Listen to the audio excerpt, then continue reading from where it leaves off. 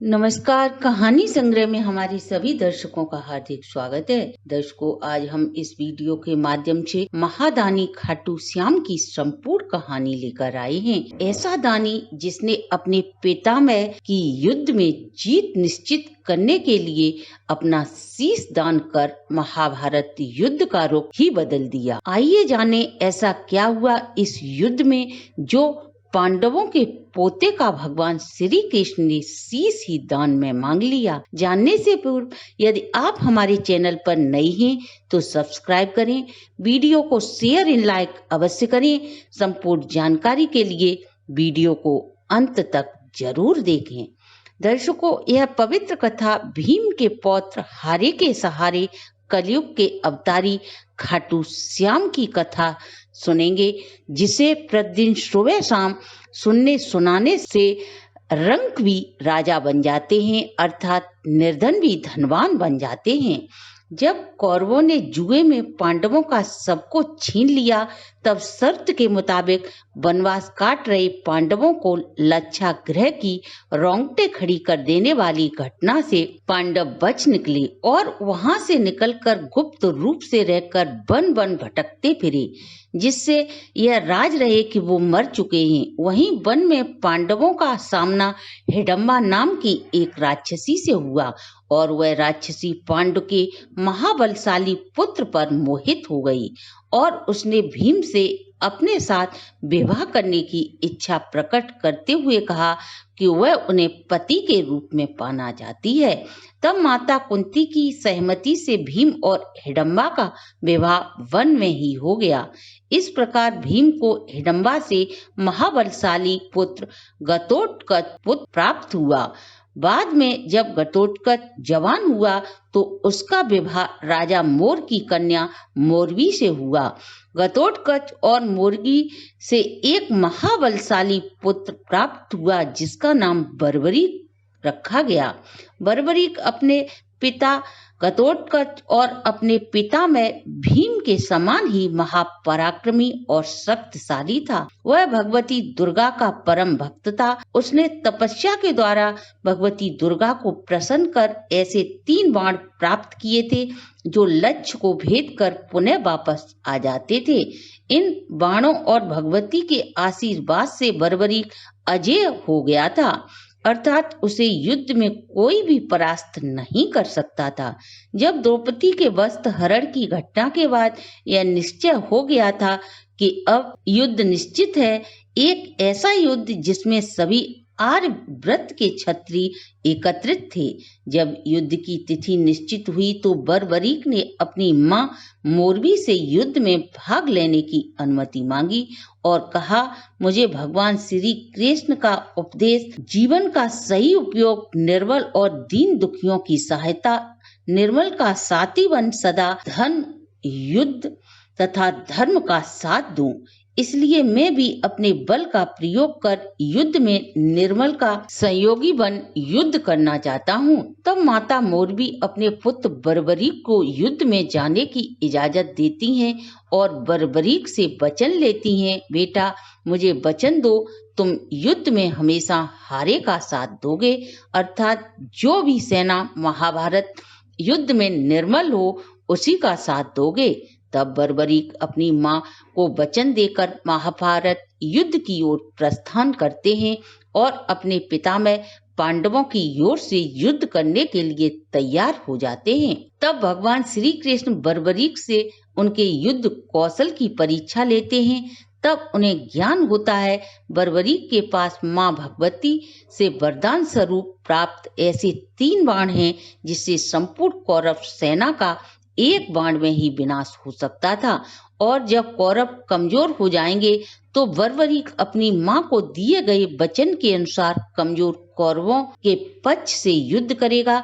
ऐसे में पांडवों का विनाश निश्चित है।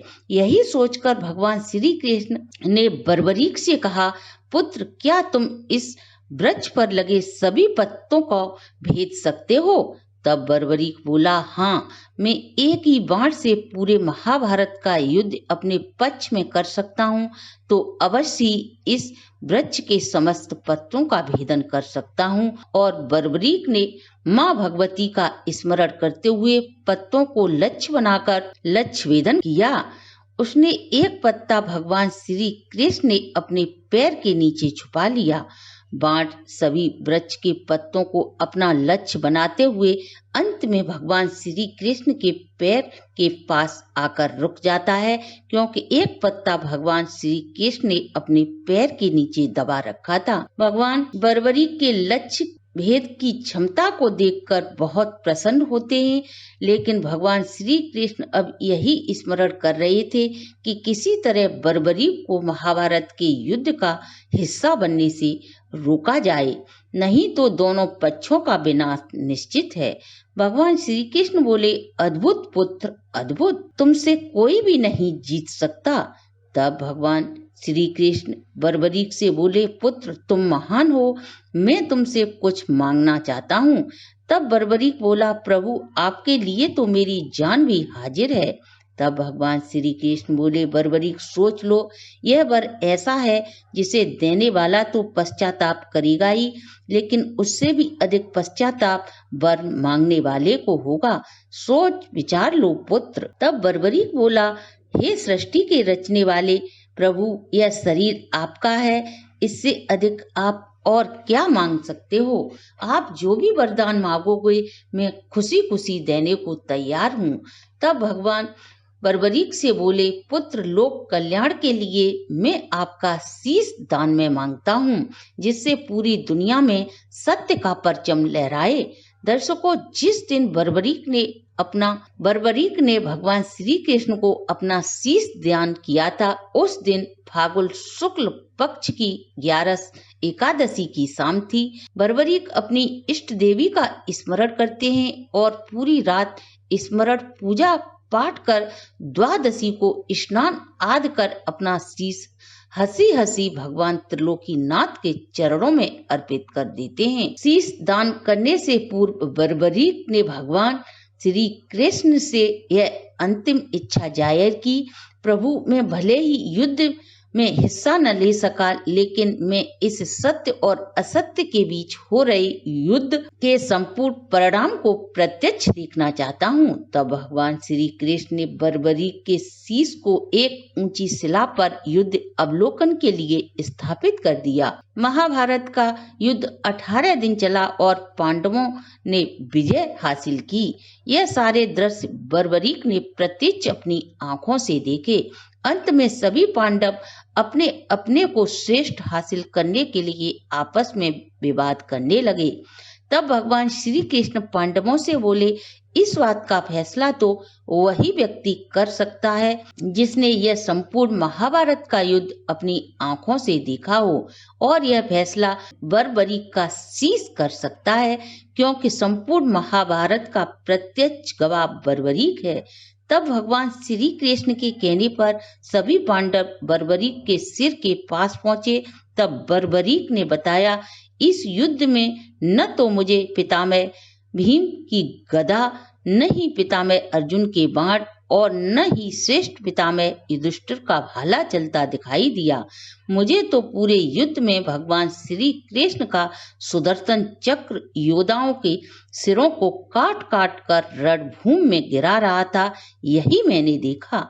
बर्बरीक के ऐसे उत्तर को सुन सभी पांडव अपना अपना शीश झुका लेते हैं और संतुष्टि का अनुभव करते हैं। तब भगवान श्री कृष्ण बर्बरीक के कटे सिर को यह आशीर्वाद देते हैं, कलयुग में तुम मेरे श्याम नाम से पूजे जाओगे, अर्थात बर्बरीक मैं तुमसे प्रसन्न होकर अपना श्याम नाम तुम्हें प्रदान करता हूँ। कल युग में तुम्हारे स्मरण मात्र से भक्तों का कल्याण होगा। जो भी भक्त कल युग में तुम्हारी सच्चे मन से पूजा करेगा, उसे मेरी ही पूजा का फल प्राप्त होगा। तुम कलयुग में हारे के सहारे बनकर सभी कामना के उद्देश्य से तुम्हारे दर पर आने वाले भक्तों के सभी मनोरथों को पूर्ण करोगे, यह मेरा वरदान है। दर्शकों, कैसी लगी हमारी प्रस्तुति? अगर आपको हमारी प्रस्तुति अच्छी लगी हो तो आप हमारे चैनल को लाइक, सब्सक्राइब और शेयर करें।